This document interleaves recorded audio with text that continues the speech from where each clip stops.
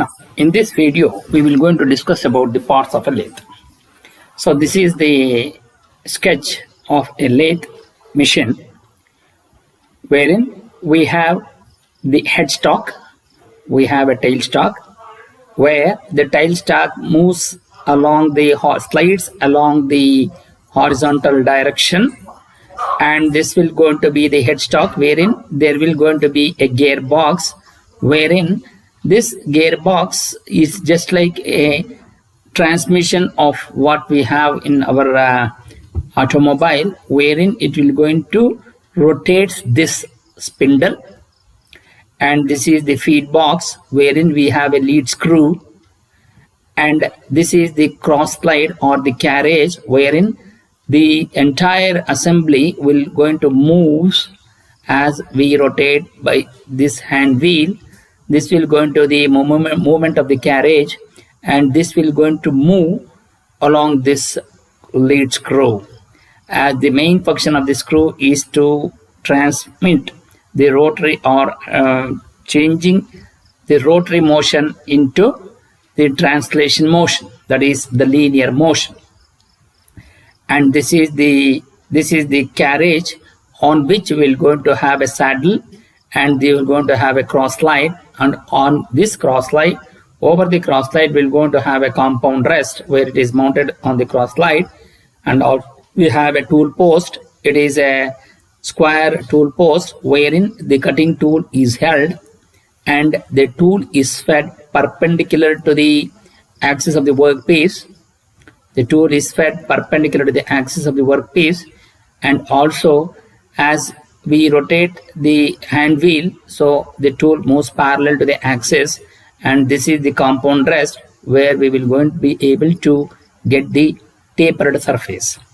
And this entire thing is held on these legs, and which is called the bed, and we can see here there is a tray. So what happens, as the workpiece is held between the live center and the dead center, this tailstock can be slid over this slideways, and this is something which is very similar to providing a V groove here wherein it will go into slides, and this dead center can be adjusted depending upon the length of the workpiece. The workpiece is held between the live center and the dead center. So this is about the brief descriptions of the parts of a lathe.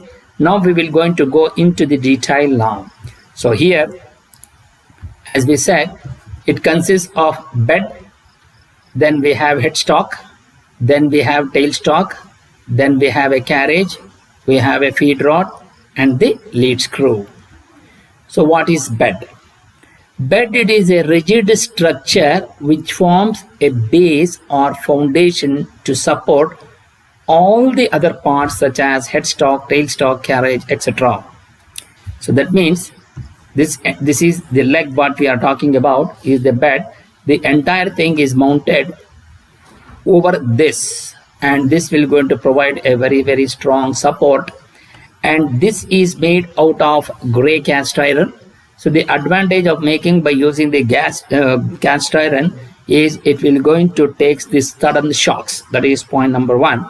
And the point number two, why it is made out of cast iron, that is basically because any complicated shapes or any irregular shapes. So suppose I want the shape to be like this. So we can produce not by machining, it is not possible, and it is only by using the casting we will be able to produce this. And the other thing is we can reduce the total weight of the machine considerably. So that is the reason why we go for the cast iron. At the top of the bed are the guideways which guides the accurate movement of the carriage and tailstock. So which is the carriage? The carriage is this. So this is a guideways we are going to have, and also we will going to have the movement of the tailstock. So this is the guideways what we are talking about. This will going to be in the form of a V shape. It will going to be having the V guide, and this is a bevel guide wherein it will going to have the cross slide movement. So here, and then comes the second one is the headstock, which is called the live center. Mounted on the left end of the lathe bed, It contains gears or pulleys by means of which the workpiece can be rotated at different speeds. So that is what here. So this is the headstock. So wherein the gear is mounted, or the gearbox, where gearbox is nothing but the mounting of gears which has been assembled in this particular box. So it is the gearbox wherein you will be able to get the different speeds, and the live center is held, that is the workpiece is held between the live center and the dead center. And as we change the gears accordingly, we will be able to get the different speeds. So as we rotate the workpiece, so we will going to get the different speeds. So depending upon the type of operation what we will going to do, suppose if you have a plain turning, then we will going to rotate at a high speeds, and when you want to do a taper turning or the thread cutting, then we need to rotate at a lesser speed. The headstock spindle is provided with a live center or a chuck to support one end of the workpiece while it is being rotated. So that means here the workpiece is held on the live center, which is called the chuck. The chuck can be of two types. One is a 3-jaw chuck, or which is also called self-centered chuck, and we can have the 4-jaw chuck.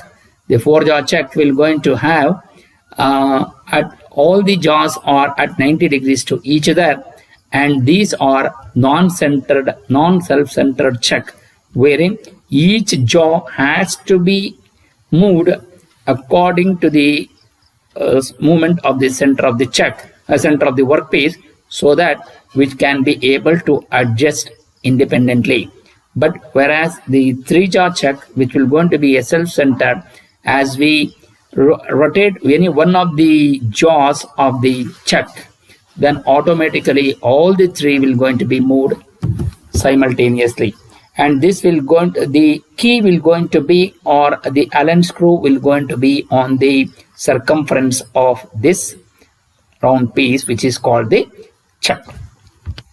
Then comes the tailstock, which is called the dead center. It is mounted at the right end of the lathe bed.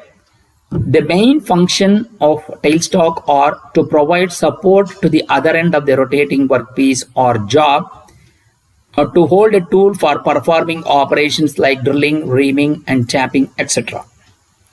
So the tailstock can be made to slide along the bed and can be clamped at various locations so as to accommodate the workpiece of different length. So here, this is the dead center, which is called the tailstock. The tailstock will going to slide over the bed, which is this is bed. So the main advantage of this tailstock is it will going to support the other end of the workpiece. That is point number 1. Since it is moving, or it can be slided over the slideways, so it can be adjusted depending upon the length of the workpiece. But whereas the tailstock is a fixed one, wherein it cannot be able to move, but it can rotate, because that is the where it will going to be the driving force for the workpiece to rotate, because of the presence of the gearbox. And then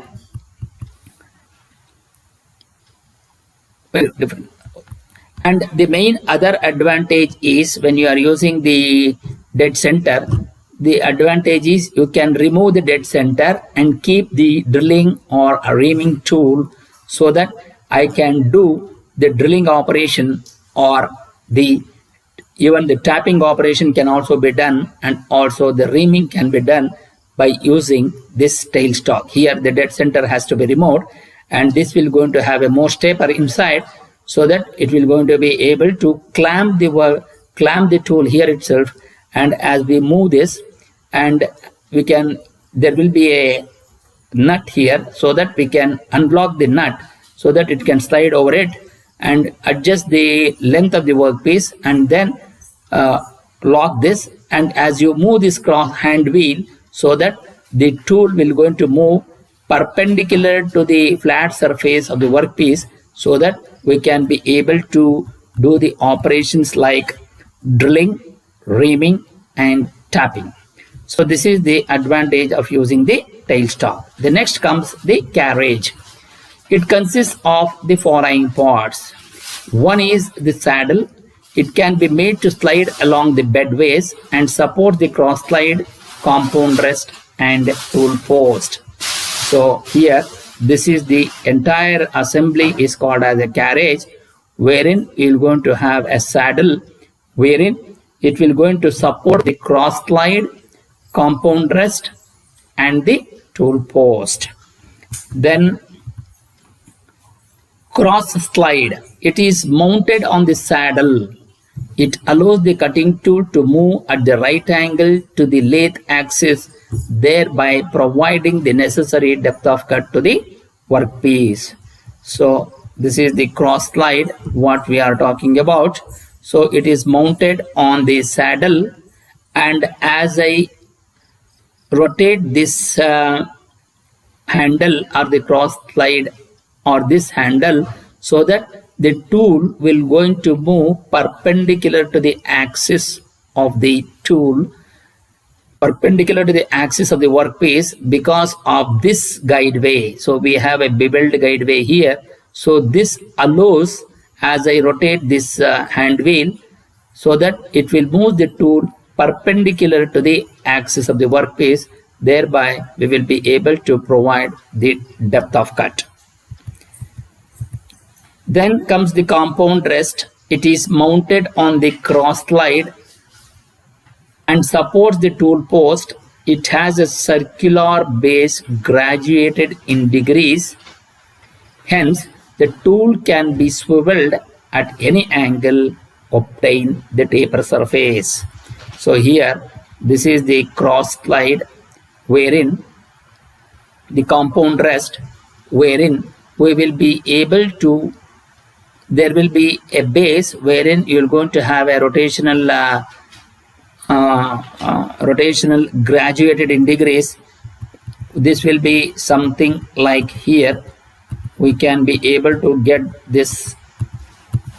This is the one what we are talking about, wherein we will going to have a rotation. We will going to have a circular angle, wherein these are graduated in degrees. As I rotate this, and this, the entire cross, the compound rest will going to be rotated at an angle, and as I rotate this hand wheel, what happens, the tool will move angular at an angle with respect to the lathe axis by the angle what you have set, and this is the advantage, and the tool will be able to cut the material. So this is the one which we are talking about, the cross slide or the tool compound rest. Hence the tool will be swiveled at any angle to obtain the tapered surface. Then comes the tool post. It is mounted on the compound rest and is used to hold or support the cutting tool firmly in position during machining. So that means, so this is the tool post, which will going to be a square tool post, wherein I can clamp the tool here, which is between the space between this point and to this point. And why we provide this with a square rectangle? Because I can mount 4 tools at a time, and the advantage is I can, as I unlock this, I can rotate this by an angle of 90 degrees. But normally we clamp only the 2 tools to in order to avoid any complications. So here once we set the tool and just we unlock this and rotate by indexing, by making it an 180 degree, and then we can clamp it, and thereby reducing the time of mounting the tool. So this is the advantage of using the tool post, and where the tool post is the one where the tool is clamped rigidly to the tool support, and this is mounted on the compound rest. Then comes the apron. It is fitted beneath the saddle facing the operator. It houses the gears, levers, hand wheels and clutches to operate the carriage by hand or by automatic feed. So this is the one which we are talking about, apron, wherein you will going to have the gears which has been there. So why this automatic feed is required is basically because when we are going for the taper, when we are going for a thread cutting, we have to have the uniform feed. So that is possible only by using the automatic feed. Otherwise, if you are using by hand or by rotating, then because of the uneven movement of uneven force, there will be a jerk will be provided on the job, thereby you will not be able to get a good smooth surface of the thread cutting. So that is the reason why we go for automatic feeding when we are going for the thread cutting. So this is the apron. The entire thing will going to have on the carriage, whatever it is there inside this, which will be inside the carriage, will be called as the apron. Then the feed rod, it is a long shaft that gives automatic feed to the carriage for various operations, namely boring, turning, etc., except thread cutting. So this is the feed rod. So as we want to have the uniform good smooth surface finish, then we will going to have the feed rod. So this is the feed rod. It is a round rod which is without thread cutting. It is a cylindrical surface with a smooth surface, wherein in this we are going to have a bearing on this. So as I feed to the automatic feed, so we will going to have a simple plain turning, so which will going to be, it will going to give the uniform feed rate. So when the tool moves parallel to the axis of the job, then we will be calling it as the feed rate or the feed rod. So then comes the lead screw, and this feed rod will not be having any function when you are going for the thread cutting. So this feed rod will be only used when it is going for the plain turning. Then comes the lead screw. The lead screw, it is a long shaft with a square threads cut on it. The rotation of the lead screw facilitates the movement of the carriage during the thread cutting operation. So here, this is a long screw wherein you will go to have a square thread, square shaped thread. So this will going to be helpful when we are doing a thread cutting operation on the workpiece. So these are all the main parts of the lathe. So in the next video, we will going to discuss about the specification of lathe. Thank you.